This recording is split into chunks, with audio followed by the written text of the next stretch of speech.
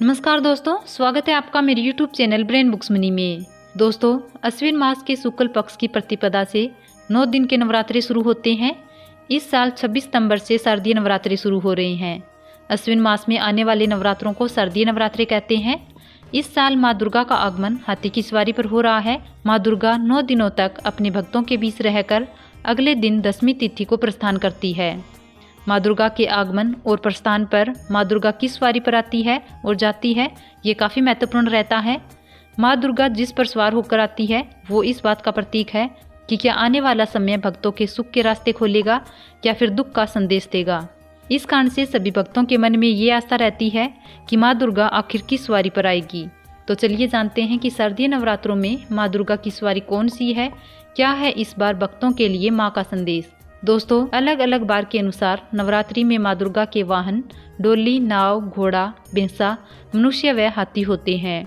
वैसे तो माता रानी सिंह की सवारी करती है, लेकिन नवरात्रि में धरती पर आते समय उनकी सवारी बदल जाती है।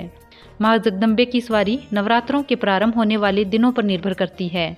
ठीक इसी प्रकार से जिस दिन ये विदा होती है उस दिन के आधार पर प्रस्थान की सवारी तय होती है।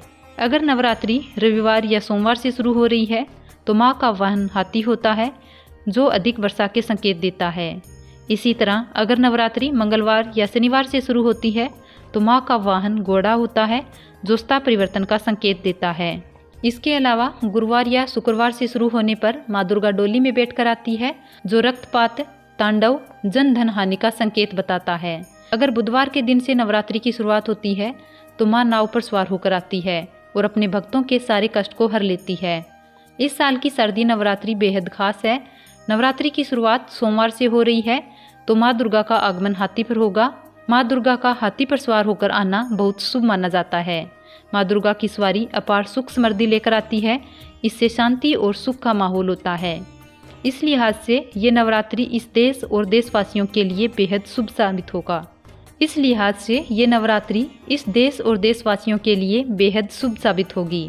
अगर नवरात्रि का समापन रविवार और सोमवार को हो रहा है तो माँ दुर्गा भैंसे की सवारी से जाती है। इसका संकेत होता है कि देश में शोक और रोग बढ़ेंगे। वहीं अगर शनिवार और मंगलवार को नवरात्रि का समापन हो तो माँ दुर्गा मुर्गे पर सवार होकर जाती है। यह दुख और कष्ट की वृद्धि की ओर इशारा करता है। बुधवार और शुक्रवार को नवरात्रि की समाप्ति होती है तो माँ की वापसी हाथी पर होती है, जो अधिक बरसात की ओर संकेत करती है। इसके अलावा अगर नवरात्रि का समापन गुरुवार को हो रहा है तो माँ दुर्गा मनुष्य पर सवार होकर जाती है, जो सुख और शांति की वृद्धि की ओर इशारा करता है। इस साल शारदीय नवरात्रि बुधवार को समाप्त हो रही है, यानी कि माँ दुर्गा हाथी की सवारी पर ही वापस प्रस्थान करेगी। तो उम्मीद करती हूँ दोस्तों, मेरे द्वारा ये शेयर की गई जानकारी आपको पसंद आई होगी। धन्यवाद।